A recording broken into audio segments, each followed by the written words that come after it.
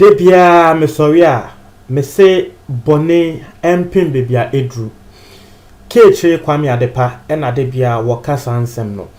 now assembly si e wo whole West Assembly driver bi yesusu say the whole West District Assembly wono na wo ye driver ema the assembly no e wo Volta region wakwa kokun abrantie be etiefo na nse ne beto aso no subscribe na click notification bell no so me den sem ni nia bremo ya anopa we ya na sem no esiye now driver no they had say and say your friend John na John yi obi a wotai epeja na beti eka say wo obi a woka whole West District Assembly Task Force district bia e won task force me de no tema ye from TDC tema Development Corporation omo task force e wo ho what ya say tema TM nso wo ho tema Municipal Assembly nti no ninia e wo ho ho de no e whole West District Assembly na de esiye asempoti ya esiye ne say abranti a yekunu no ye friend no Dake Wisdom na Dake Wisdom yo bia operate eye mini drinking bar na say wo drinking sports bia wono na ehwe so na drinking sports nso no wasanso aye provision shop e wo drinking sports ne nchen a say eye ade a wono de hwe ne ho so ne nebusuafo na wo ho wa ne say driver yi aba ho say local assembly tax of 25 cedis driver no na aba say local assembly tax into the whole West District Assembly no one more JJ tax into one tier tax of 25 cedis and I say now we your driver now say we can tax force because one more tax no the assembly no one more tax force and our catcher a branch here Wisdom say one no work tax force no who no your driver and our Wisdom no tell say okay assembly there nanka ya assembly nanka e wo say mo bebo ya mane enye say out of the blue ye wo ho na mo de aba say ye ntia na te say ye tia enimu adabi ende edwumemu enye intimesrew o de bibie ni a ma menton ade kakra na mempeska ne maw driver yi a wo pose as task force ni wo say da bi one penny me ma won ton den da bi me genesis ya no say oh na ade de ensi da and I say we are used to paying taxes. Say your shops no, we are not used to paying taxes. Me wa na wa ba say mintia. Me niska at least woman me proud notice bia me won say me prepare to her. And then the me niska ante me sremi to mintia. E ho a driver ni bu afu. We close it down ni shop no. Hey, by force wa lucky shop no by force. There's a driver no ba no akita ne padlock ni key. Abe lucky a branch in the shop. And a branch ni bufu no say say inti ebufu by kasakasa na branch no kwato ne nsa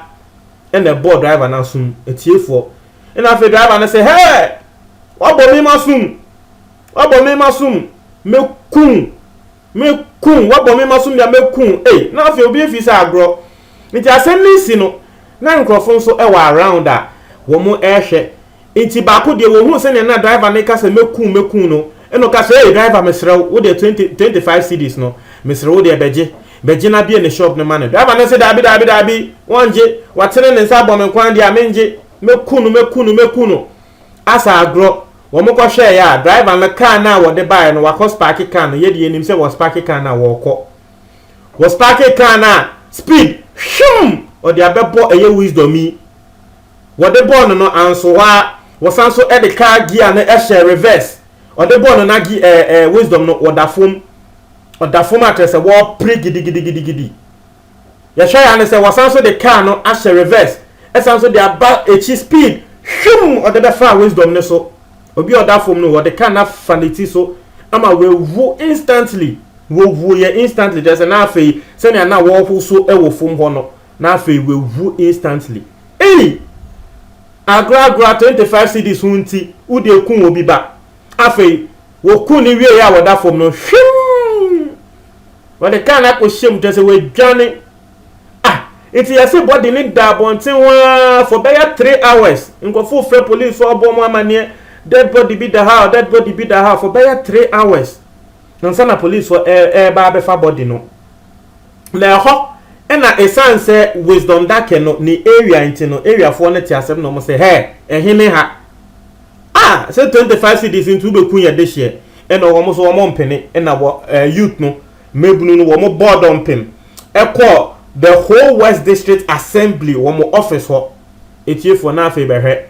te say ka bia ye behu wo ho bia na ye de ja atum bibia ye behu wo ho bia na ye hye no wo bia ye behu say wo ye adwuma wo ho bia na wo hye sa office na tare bia na ye bo no te say wo mo ye yama district ye be friend say district assembly head no wo mo ye yama te say wo no kra chief no district chief executive DC DC na wo no wo mo ye yama te say wo no kra dwane free ne office ho te say na mebunu no they didn't want to hear say oh enye ye wo mo de wo hu ne say wo bia ba say wo budget tax ne nkwan de mo na mo asoma no e na wa ba be kunye de hye enti obi a ye be hu no wo mo ho bia ye nso ye be ye ne yakayaka de endi ediefo insio de ye si ye hwewa o si ye hwewo wo mo chenkrofo a endi dimaya no mo bonkrofo but luckily enough the people are now more office for that time no they saw what was coming into duduana edwane ye into omujane ye no what was left and they say one more machine one more computers one more cars na afi eno na emebunu no mudi omani esiso one more say cars say computers say nyama ehye nyama ehye files wo munya ekranka edan no office on akon be hye no etiefo enti ho na tese police fo enya asutre and a woman around. And I'm going say, and as I say, I'm going to say, the police are yet to issue a statement on the incidents. Now, yes, you will go from it has created tension in the area, and it is likely to worsen because maybe no say, Momo JM kwa into Yanso Yanji driver name kwa. Ya home to yen. Womo si so mo nkun driver na wo mo ho ento mo ama driver no we dwane o enda me ne wo ka se ye ni me bia wakɔhye o wo de kan na wo de kun abrante no wo de dwane ye ni me bia wo de akɔhye eno na America no ma bone mpim bebia edru won se bone wa ma bone ampim bebia edru nti 25 cedis nti wakɔ akokun obi ba adi yes wo ye driver won so peja wa beti se wo kan tax force ho who go close your bishop my proud notice eh sani ye yade 25 cedis into go close shop anya bia sa district fui se mo budget tax wo bishop a se be mo yin kai ya na say this thing I don't know it's becoming very serious. It's becoming very serious. I remember saying me wo fia me hu se nkofo bi di we ya bo mo say property tax so say den mintia 300 cedis a year just say me fie no na me say na we so bad aben mintia I didn't pay mintia na me obi a me so wa nti me katra branch and say mintia no oni me anye basa bia e na wo hwe mu ekoye ati ase nti no I don't know if you actually want to do things like this give prior notice like how me fie me wo hwa kokko obi ebo gate mu makwa ko bi gate na ogina osi ofi then the streets then adan property then 300 cedis me say my bet na area has for a very long time me say property then da osiyane say mitia e go say da bi miniska e ka say miniska e no hwe mu ko wanye so won me be ye ntokwa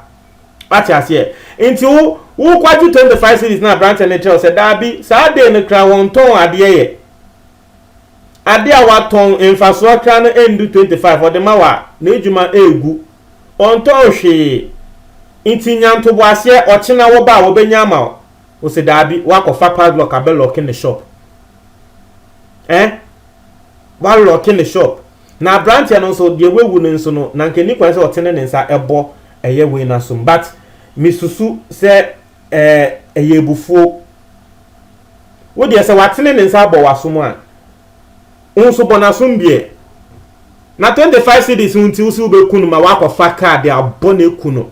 wie ye just say we dey na wo pese okunu because wo dey born the first time ana wo da form no wo wie ye wo san so the can share reverse e the by chi speed e be fa ne so ekunu poto instantly therefore asem we dey ya mo ntre ma adwen me da say